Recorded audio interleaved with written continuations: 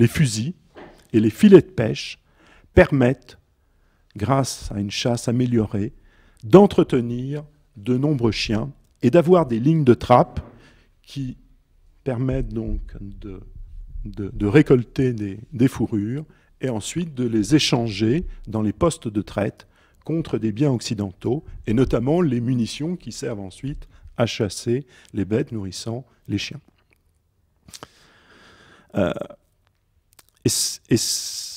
Et donc là, la population des chiens va régulièrement augmenter tout au long du XIXe siècle.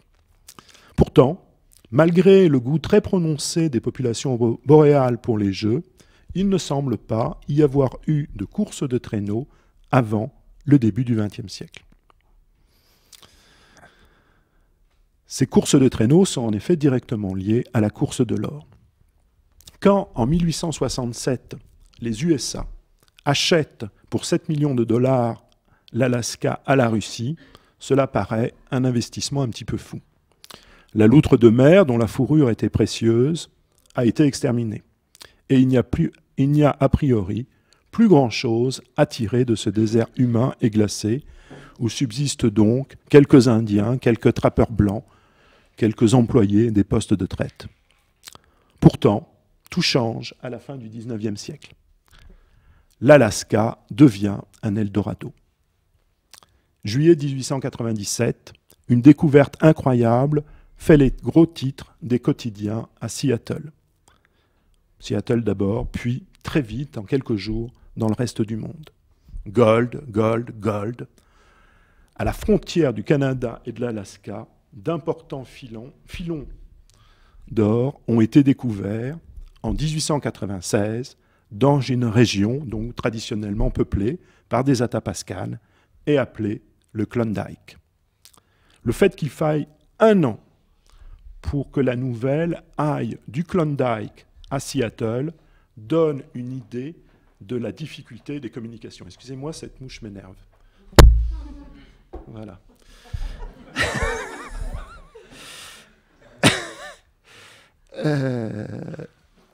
Cette découverte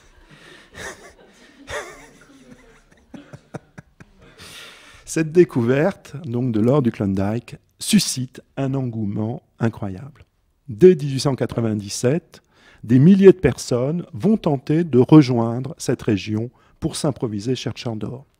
Sans vêtements appropriés, ils cheminent sur des milliers de kilomètres dans des froids extrêmes, emportant avec eux tout le matériel de prospection et aussi la nourriture nécessaire pour survivre une année durant.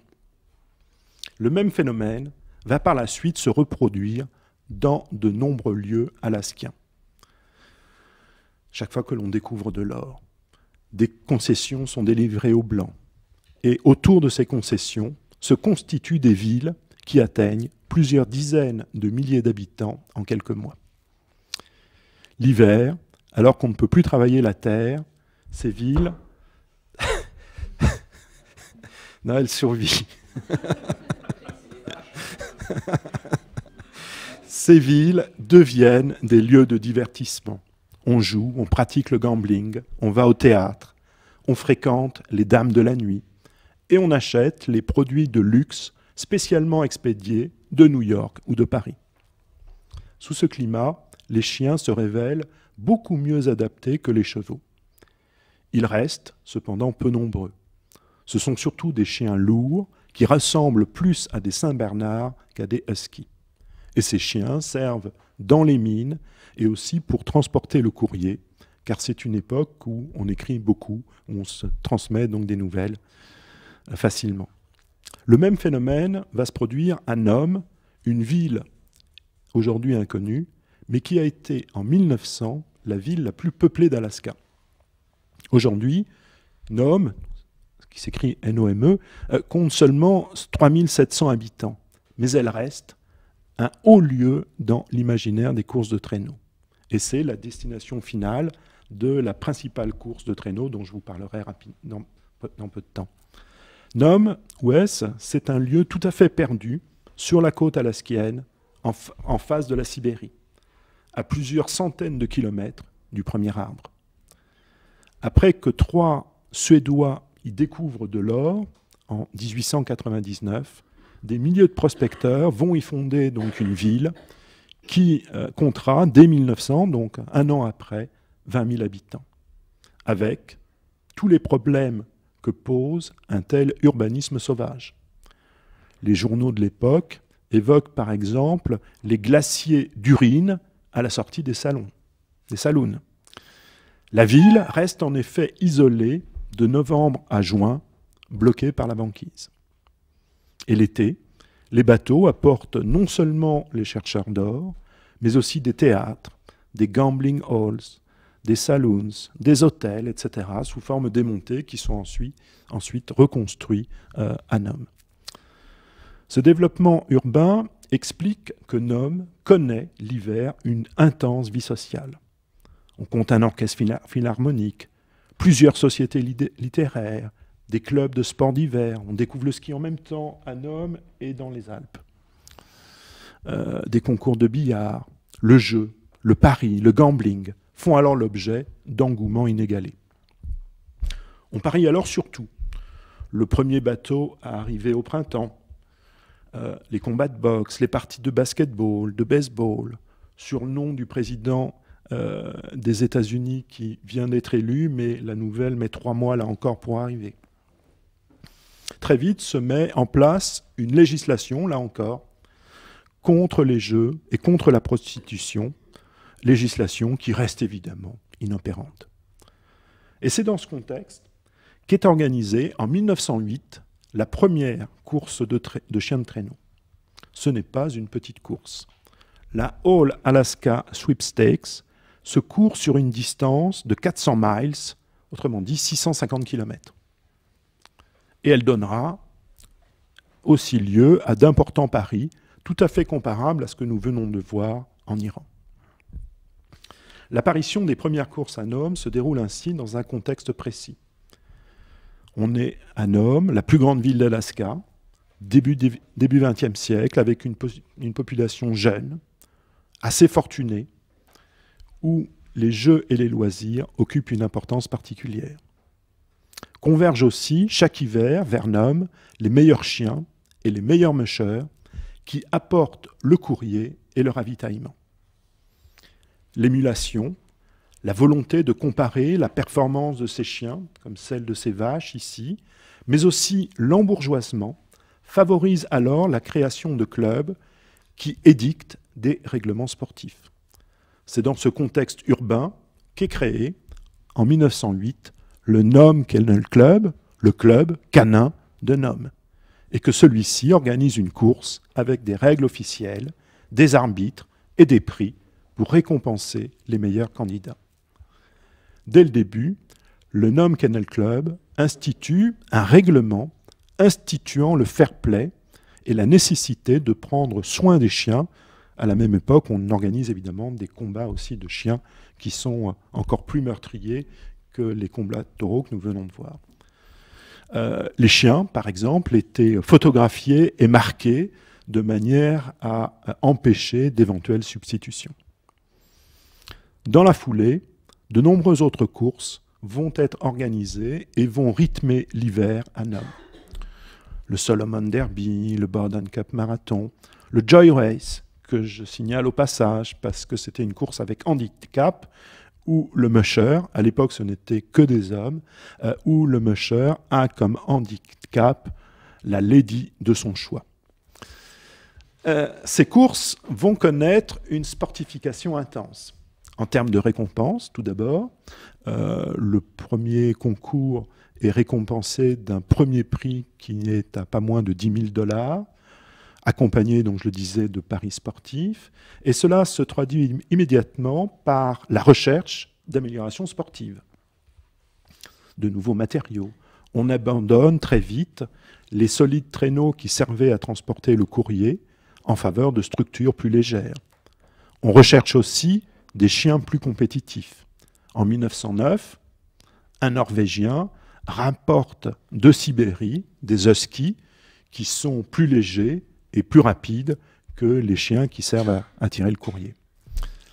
À partir de là, à partir de Nome, le système des courses de traîneaux va se diffuser dans tout l'Alaska.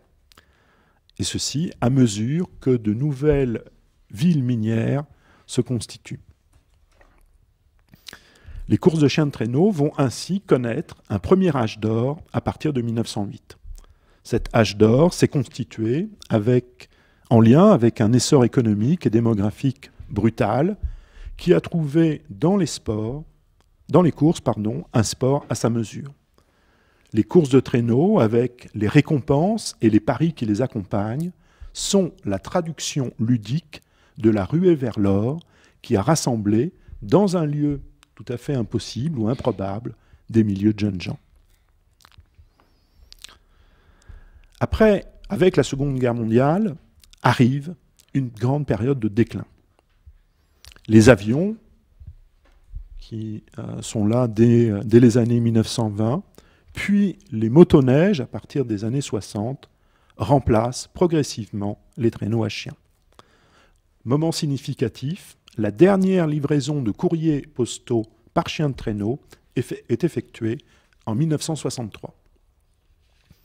Pourtant, le renouveau des courses de traîneau commence la même décennie. Deux passionnés vont profiter du centenaire de l'achat de l'Alaska, en 1967, pour créer une nouvelle course qu'ils appellent l'Iditarod.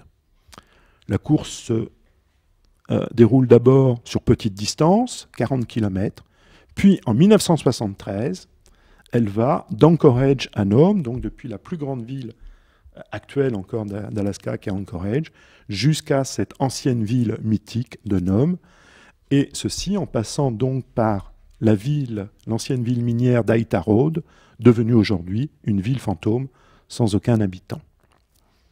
Au total, cela représente donc 1700 km à peu près à parcourir. À l'époque, en 1973, on se demande si une telle course serait réalisable.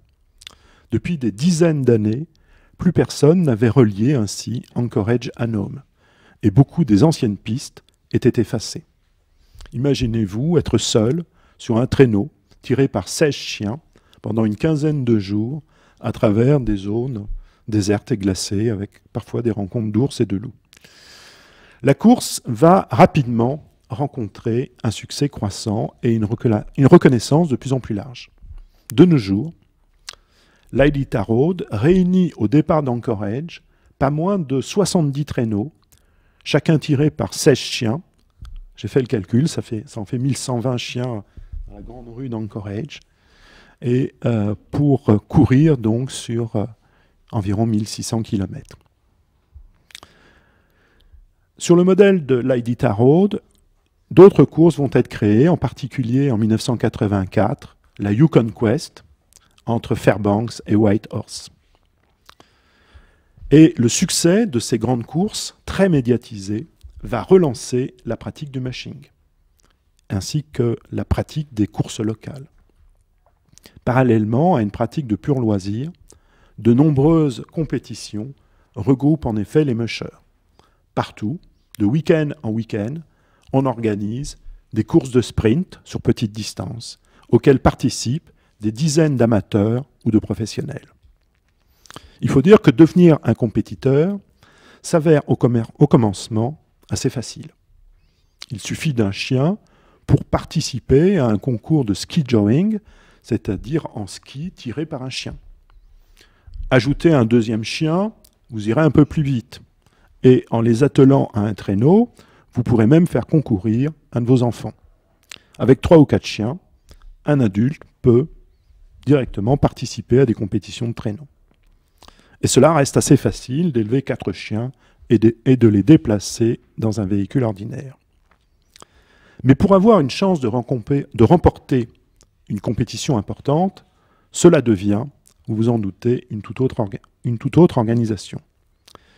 Il faut bénéficier d'un chenil avec des dizaines d'animaux. Comme pour les bétaillères ici, il faut un véhicule spécial pour les déplacer.